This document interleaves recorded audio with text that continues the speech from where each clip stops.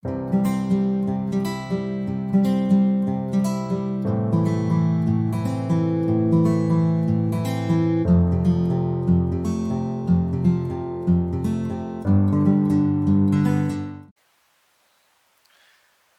pessoal, tudo bem?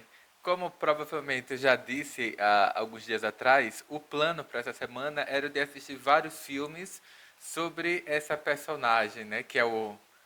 Que, enfim, né? Que recebe vários nomes, que é o canhoto, coisa ruim, o sete pele, o cabrunco, né? O coisa ruim, o cramunhão, né? O canhoto, etc, né? Mas, aí por isso que eu assisti, ou revi, na verdade, né? Agora pela segunda vez, o Coração Satânico e parte que era o De Niro que interpretava o Coisa Ruim, e eu gostei bastante da interpretação dele, que é mais séria, né?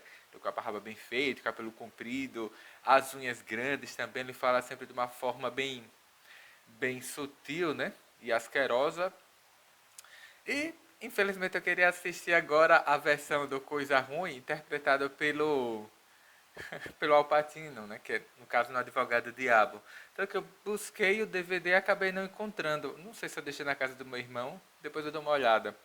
Aí, como eu não consegui realizar esse meu sonho de rever os filmes sobre o Cabrunco, né? O Tinhoso lá, né? Aí, e agora o que, que eu vou assistir? Né? Fiquei com tanta raiva que eu disse, não, vou assistir uma coisa assim dessas bem tolas pra passar a noite mesmo. Só pra manter esse ritmo, né, de tentar assistir pelo menos um filme por dia. Aí eu acabei assistindo um filme que, entre aspas, fez parte da minha infância, né? Ou, de certa forma, que foi o Planeta dos Macacos, né? Mas no caso eu não assisti o filme dos anos 60, né? Na verdade 68, se não me engano, e assisti essa versão mais recente, né? De 2011, que não é um filme tão bom como aquele lá do 68, não é tão charmoso, não tem todos aqueles elementos ligados à ética, né? Mas enfim, né, eu acabei vendo. Porque eu me lembro que, eu não sei se o SBT ainda faz isso, que eu vou relatar agora, porque tem muito tempo assim que eu não paro de fato para assistir TV, mas eu me recordo que quando eu era criança, o SBT, principalmente naquela sessão da tarde, né, que eles exibiam, acho que era Cinema em Casa, não me lembro, acho que era Cinema em Casa. Casualmente, eles dedicavam uma semana ou outra a exibir filmes sobre uma determinada temática. Filmes sobre a guerra do Vietnã, sobre invasões alienígenas, sobre férias, sobre escolas, né, etc. E numa dessas semanas, assim, tema de filme, né, sobre um determinado tema, eles exibiram a série O Planeta dos Macacos. Eu me lembro, a primeira vez que eu assisti, realmente eu era muito pequeno. E eu achei aqueles filmes ali fantásticos, que eu achava perfeitos, né? Eu ficava. Eu me lembro que eu ficava imaginando, como é que eles conseguiam fazer isso, né? Porque pra mim era muito que. Oh, claro que hoje, quando eu paro para rever o filme, eu percebo ali uma série de falhas, né? São só pessoas usando uma máscara, né? Uma roupa peluda. Mas realmente, quando eu tinha.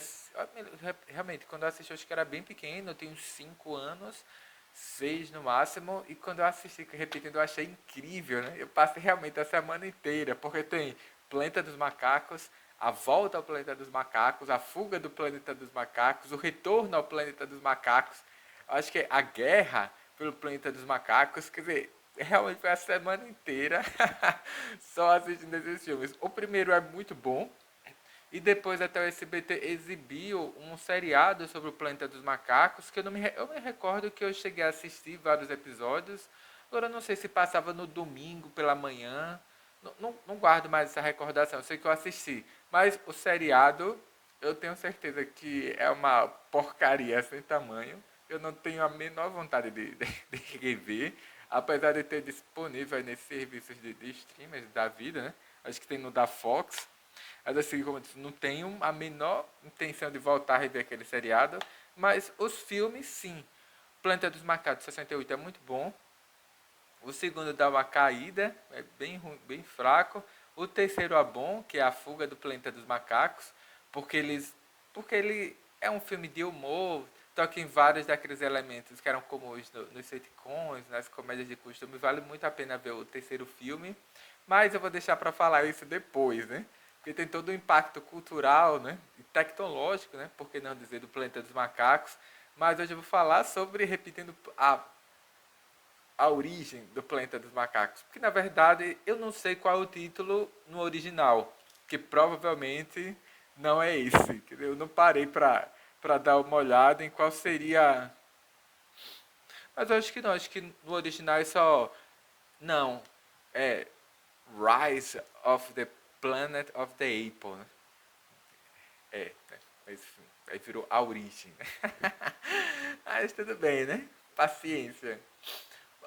É um filme, repetindo, de 2011. Eu cheguei a assistir no cinema. Eu fui 2 vezes assistir esse filme, que é uma raridade, porque, como eu comentei, o ingresso do cinema é muito. Pelo menos na minha infância era caro. Agora, nessa época que basicamente só existe cinemas nos shoppings, o ingresso é mais caro ainda. Mas eu me lembro que, por exemplo, quando eu estava na escola, com R$ 10 eu ia ao cinema, com esses R$ 10 eu pagava o ingresso do cinema, fazia um lanche, comprava uma revista e ainda sobrava um troco, né? R$ 1, 1,50. Hoje, R$ 10 dá mal para pagar a passagem, né? Que, pelo menos por enquanto, é R$ 8. E a nossa cidade pretende aumentar o valor da passagem. Enfim, né? Assim que eu cheguei a assistir. Eu nem sei, porque eu gostei tanto do filme na época que eu acho que realmente eu assisti mais 2 ou 3 vezes no cinema. Pra você ver como era tolo, né? Ou ainda sou, né? Mas é paciência, né? É um filme de 2011, é de um diretor chamado Rupert White, que eu nunca assisti nada dele, nem antes, nem depois do Planeta dos Macacos. Ele faz filmes de ficção científica, pseudo, né? Ficção científica, filmes bem baratos. Não parei para dar uma olhada em quem era o roteirista, mas até que o filme é bom, porque o filme é longo, ele tem 1 hora e 40, tem 1 hora e 47 minutos. É 1 hora e 47? Não. Ele tem 105 minutos, que são quase 2 horas, né? É, 1 hora e 45 no caso. Espera que tô, né? É um filme relativamente longo, ele tem 1 hora, vou dizer, 1 hora e 45, são 105 minutos. Ele não é chato porque ele tem várias mudanças de ambiente e eu gostei bastante da proposta do filme, porque ele é bem respeitoso com o filme original, diferente daquela versão maluca do Tim Burton, porque até hoje eu peno para entender o filme, qualquer dia desse eu revejo, né?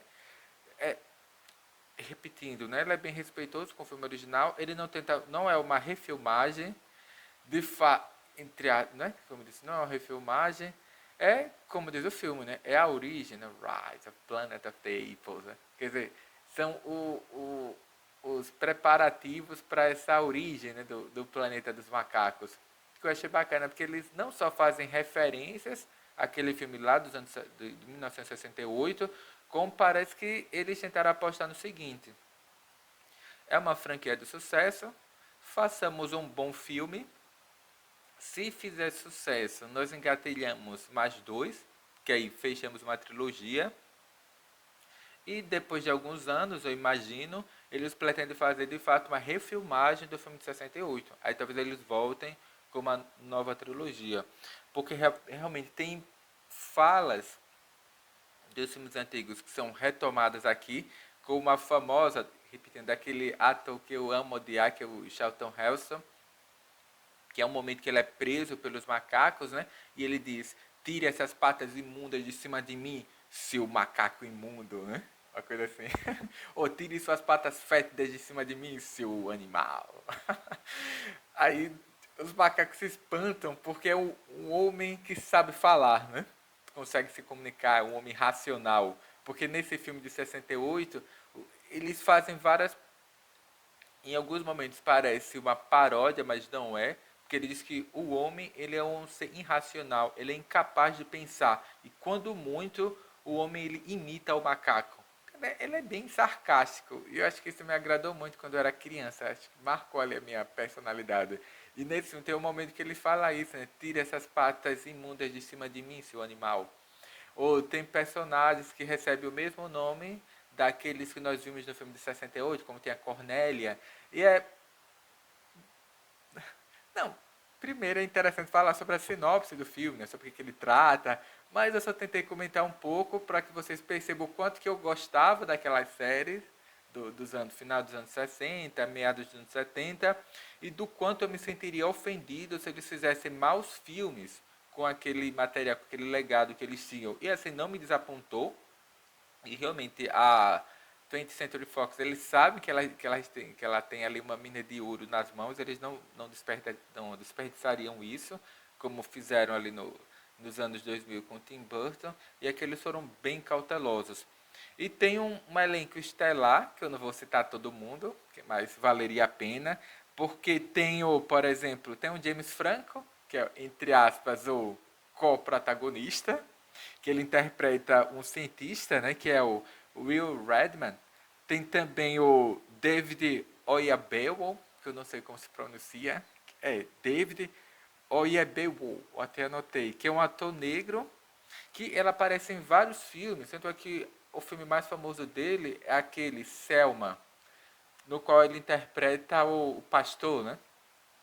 O, que ele interpreta o pastor. Aí, que é o Steven Jacobs, né? Que é muito bacana. É assim, eu gosto quando eles colocam, entre aspas, essas minorias para interpretar vilões ou antagonistas no filme. Para não mostrar assim, o negro sempre como o sofredor, aquele que apanha, que é humilhado. Não. Esse negro aqui ele é poderoso, ele é o dono, né? O gerente, sei lá, de uma empresa multibilionária que trabalha com desenvolvimento de fármacos, né? Onde esse, assim, é um personagem desses bem caricatos, né? Ele é o chefe mau, né? Autoritário, que tira o sangue ali dos funcionários e tal, né? Mas assim, apesar de ser repetindo, um desses personagens que são bem caricatos, né? Para esse tipo de filme, mas que como ele é um bom ator, você ainda consegue ali criar uma certa empatia com o cara, porque ele é um bom ator, como eu disse. Pelo menos o filme que eu mais me recordo dele é o Selma, no qual ele interpreta o pastor, no Martin Luther King, e interpreta bem, né? E é bacana, eu gosto bacana. Tem o John Lithgow, acho que é assim que se pronuncia, que é o Charles Redman, que é o pai aqui da personagem do James Franco, que é bacana porque, entre aspas, ele conta o filme, né, pelo menos, essas duas histórias em paralelo, o desenvolvimento desses dois co-protagonistas. Primeiro, o personagem do James Franco, como disse, ele é um jovem cientista que busca uma cura para o Alzheimer e outras doenças degenerativas do sistema nervoso, justamente devido a esse problema familiar que ele tem, que o pai ele já é idoso, né, ele tem uma certa idade, e encontra-se num estado mais avançado do Alzheimer. Então ele, entre aspas, a sua atividade médico-científica, ele tenta desenvolver uma espécie de soro, uma cura, né, para o Alzheimer e demais doenças degenerativas. Então a empresa para a qual ele trabalha, e por isso provavelmente que eu revi esse filme, acho que já vou engatilhar aqui uma outra série, eles desenvolvem um tipo de vírus que, ligado aqui ao sistema respiratório, uma dessas doenças que são transmissíveis via oral, né? Ou elas são, como é que se diz? Né? Via respingo de saliva, etc. Né? E porque como a meningite, né? Por exemplo, com a doença que é ligada, entre aspas, aqui ao trato respiratório, mas que trazem sequelas para o sistema neurológico, né? Para o sistema nervoso, para o sistema nervoso central, né? O cérebro. E no caso, esse vírus, ele se instalava no cérebro e promovia mudanças na forma como os neurônios faziam as suas interconexões, né?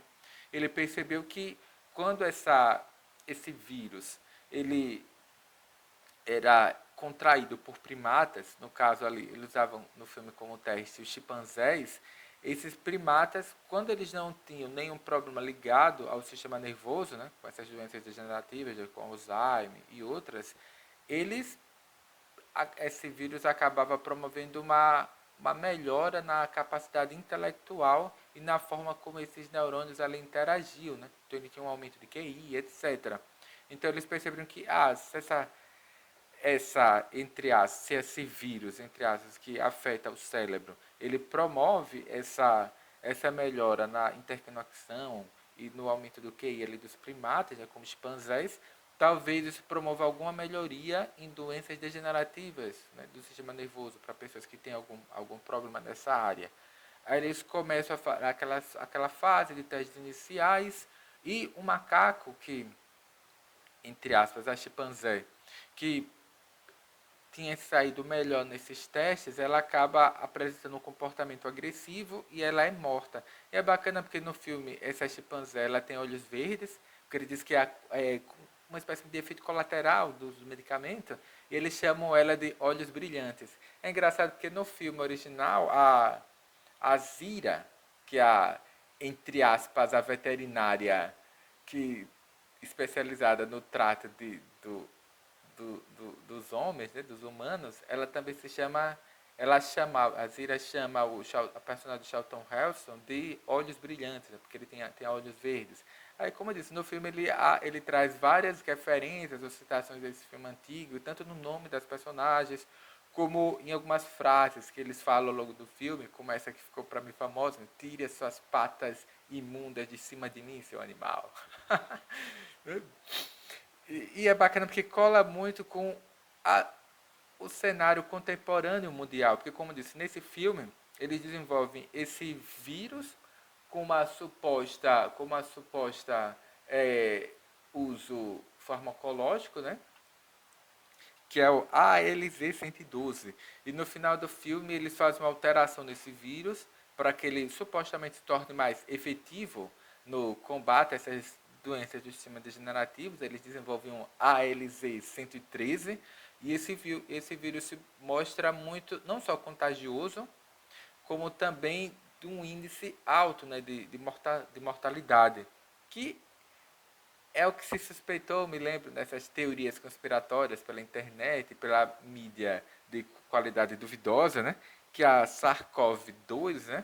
Teria sido um vírus criado em laboratório, ou pela China, ou pelos Estados Unidos, ou pelo Irã, etc., né? E que havia saído de controle. E agora nós nos vemos, né, sob a ameaça de novas variedades ou mutações na SARS-CoV-2, né?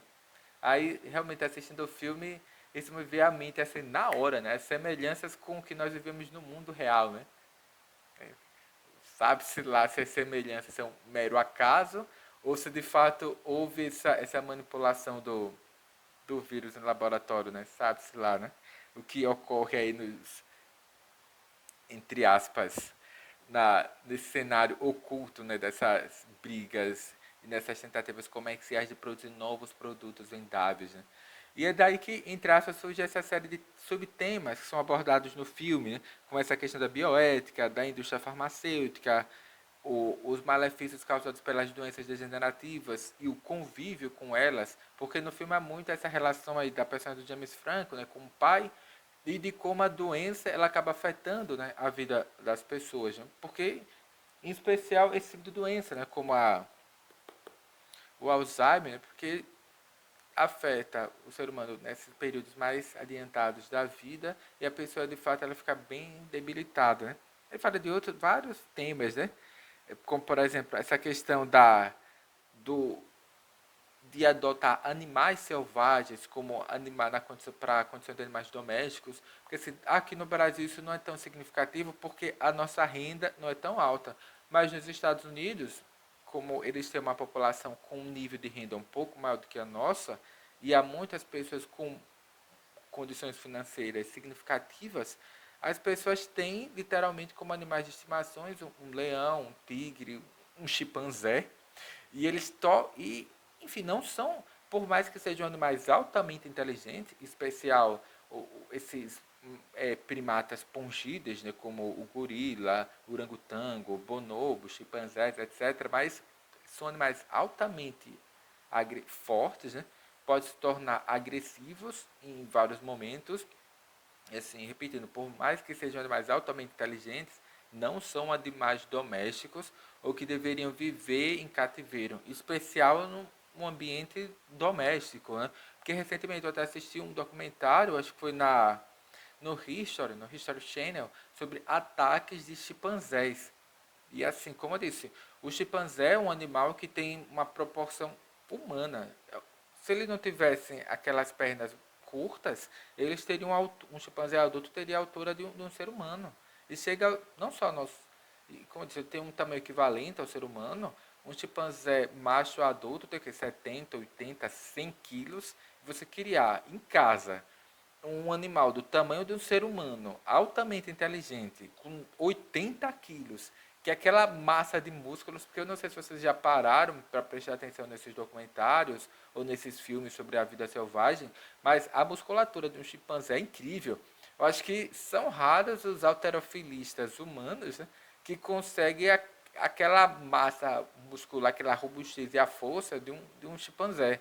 E você cria um animal daquele, tipo assim, um chimpanzé de 30 anos, um animal altamente inteligente, musculoso, com uma força de facilmente tem a força ali de 3, 4 homens, e você querer criar aquilo em casa como se fosse um mero pet, né? Quer dizer, impossível, ou pelo menos é altamente não recomendável. E repetindo, eu assisti recentemente um documentário no History Channel. Ele mostrava um caso de um cidadão que ele foi atacado por um chimpanzé. O chimpanzé ele arrancou as duas mãos do cidadão, comeu os órgãos sexuais dele, arrancou as orelhas, deu pelo menos mais 3 ou 4 mordidas no crânio dele, devorou o nariz, os lábios dele, arrancou um olho, quase trucidou o cidadão. Só não matou o cara e, pelos detalhes que eu contei, matou ali com requintes de crueldade, e aquilo ali não foram ataques, entre aspas, aleatórios, porque quando, por exemplo, um cachorro ataca alguém, ele morde a jugular, morde o rosto, mas um cachorro não vai arrancar as mãos de uma pessoa, um cachorro não vai arrancar o nariz de uma pessoa, um cachorro não vai arrancar o olho de uma pessoa. E por aqueles vários relatos dos ataques de chimpanzé, assim, o que deu a entender pelas partes, como eu disse, um animal não vai, um animal em traços irracional não vai atacar um ser humano e vai arrancar os olhos do ser humano.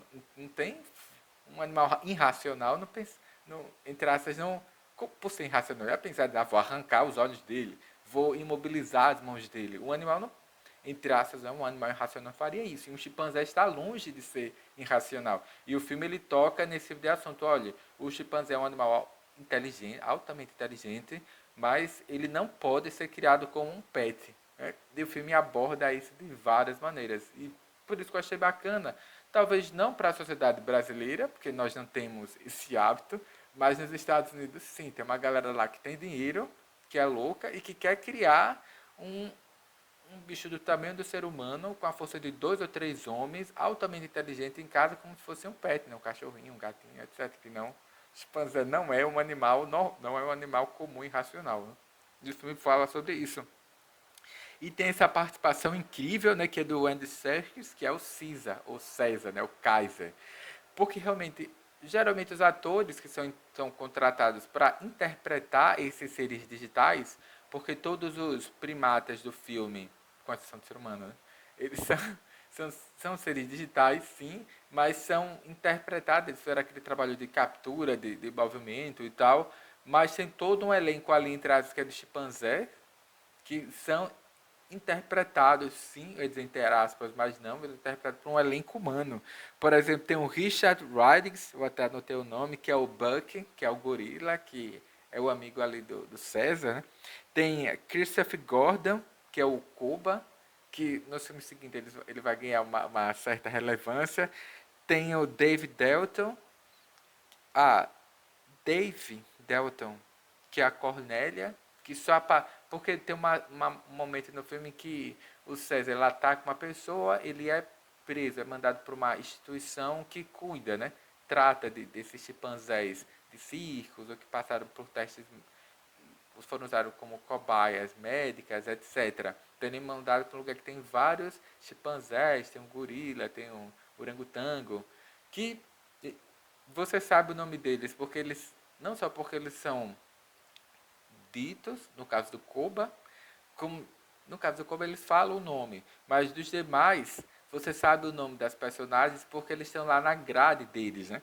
Como eu disse, tem o Buck, que é o gorila, tem a Cornélia, que depois vira par romântico ali do César no decorrer da série. Tem o Rocket, que é um, não é um, ele não é um chimpanzé, é um outro primata, eu acho que é um, eu esqueci agora o nome, não, quando isso, ele parece um chimpanzé, é como se fosse uma subespécie de chimpanzé, é um bonobo, isso. E como ele não tem pelos, aí você percebe o quanto que ele é musculoso. E no filme, o personagem lá do Rocket não é uma invenção, não. Os chimpanzés, ou no caso, bonobo, ele é musculoso daquele jeito mesmo. E como eu disse, tem muito autorafilista aí, tem muitos desses caras que são viciados em academia, que não chegam nem perto da musculatura, da pujança ali, da musculatura de um primata como um bonobo.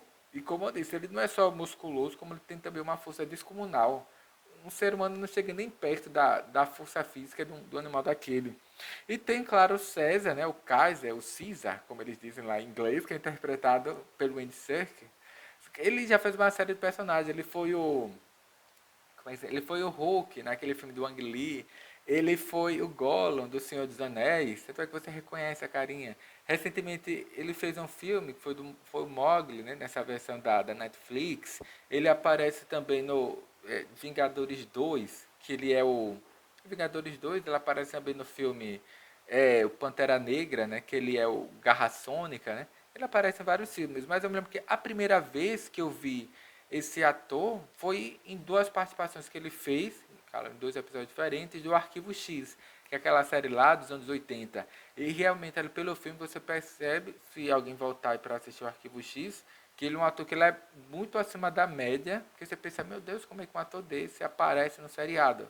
Mas como o Arquivo X hoje teve mais 10, mais 11 temporadas, então tem vários atores famosos que aparecem ali fazendo uma ponta, porque como é que se diz? O. Meu Deus, esqueci agora o nome dele. O cara que está no filme Deadpool, ele aparece no Arquivo X, é um jovem que é morto de forma misteriosa. Tem a Lucy Liu, ela aparece no Arquivo X. Tem o Shane Black, ele aparece no Arquivo X. E o Andy Serkis aparece em dois episódios. Um ator, assim, muito acima do nível dos demais. Ele é o cara que se destaca. Mas, assim, ele acabou fazendo sucesso como, entre aspas, esse ator para esses trabalhos de captura de movimento, para fazer esses seres em 3D.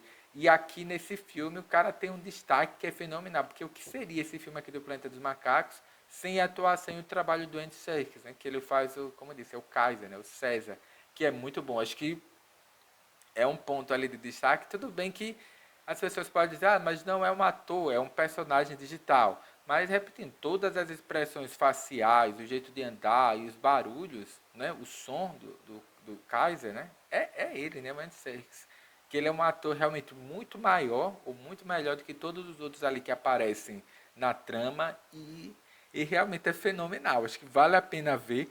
Ah, e sim, e é muito bacana, como eu disse, as referências, repetindo que ele faz dos filmes antigos, né, como Os Olhos Brilhantes, A Cornélia, etc., como também, entre as referências que apontam, eu sentido que apontam que, de fato, a Century Fox ela gostaria de fazer uma refilmagem do filme Planeta dos Macacos e cozinhará o público em banho-maria, né? Porque no filme eles veem passa-se uma reportagem no jornal, né, do Ícaros, uma nave espacial tripulada, né, que é enviada ali para o espaço. Aí daqui a pouco aparece uma manchete, numa capa de um jornal, que é jogada na porta da personagem, né, perdidos no espaço, lost in space. É porque eles enviam essa nave espacial tripulada, não sei se para Marte, eu acabei não prestando atenção, e ela meio que eles perdem o contato com essa nave no meio do caminho. Aí você imagina, olha, quando essa nave retornar, os astronautas já encontrarão, entre aspas, o planeta dos macacos, né? Eu achei bacana a referência, porque como eu disse, eu acho que a Fox, ela diz, se colar, colou, né? Vamos fazer um bom filme, a gente aproveita e faz uma trilogia desse prelúdio ao Planeta dos Macacos, e se caso faça sucesso, a gente faz uma nova trilogia, agora recontando aquela história clássica lá do final dos anos 60, meados dos anos 70. Que é uma perspectiva puramente mercadológica, mas aqui a origem do Planeta dos Macacos, por incrível que pareça, é um bom filme, né? E é engraçado observar o desenvolvimento e a evolução técnica, né, na feitura dos macacos. Eu achei bacana, realmente. Claro que quando você assiste, você percebe, olha, é um ser digital, mas ele é muito vívido, como eu disse. O César ali do Andy Serkis realmente parece um macaco de verdade, né? Claro que quando eles mostram a face, né, os olhos do macaco, ainda fica você fica com aquela sensação estranha, né? Você sabe que não é um ser real, mas ela é muito crível, né? Acho que se você mostrar para uma criança ali de 7 8 anos, ela vai acreditar que de fato aquilo ali é um macaco, né? Assim, quando era criança, tinha 5 6 anos, assistia Planeta dos Macacos e ficava maravilhada, né? Pensando, meu Deus, como é que eles conseguiram? Né? Eu já tinha noção, né, de que aquilo ali não era um macaco, mas eu achava impressionante, né? Eu achava que aquilo era muito fidedigno, né, com a realidade. Né? Eu não conseguia conceber como é que eles conseguiam fazer uma maquiagem, né, uma roupa tão bem feita, que para mim era muito incrível, era muito semelhante ao macaco. Claro que hoje, revendo, vai ficar evidente que não era tão bom assim, mas para a época, né, pelo menos quando eu era criança, eu achava muito bem feito. Então imagina que uma criança que assista a origem do planeta dos macacos, ele vê o filme e acaba realmente acreditando que aquilo ali são chimpanzés, né, são gorilas, orangotangos, que realmente é muito bem feito. E nos próximos filmes que eu pretendo assistir, né, rever, porque isso se intensifica, né? Eles ficam muito melhores. E realmente é um filme muito bom, acho que vale a pena rever. Eu acho que eu já vi esse filme mais 10 ou 12 vezes. Casualmente eu paro para rever. Acho que, como eu disse, é um filme de 2011, acho que eu cheguei a assistir só no cinema, acho que eu vi umas 3 vezes. Eu fui várias vezes ver esse filme. Vale muito a pena, né? E para iniciar esse debate sobre bioética, sobre essa criação de animais em cativeiro, em especial desses animais selvagens e considerados entre aspas irracionais, que não é o caso aí do chimpanzé, não é um ser irracional, né? Mas por enquanto é só até o próximo vídeo, né?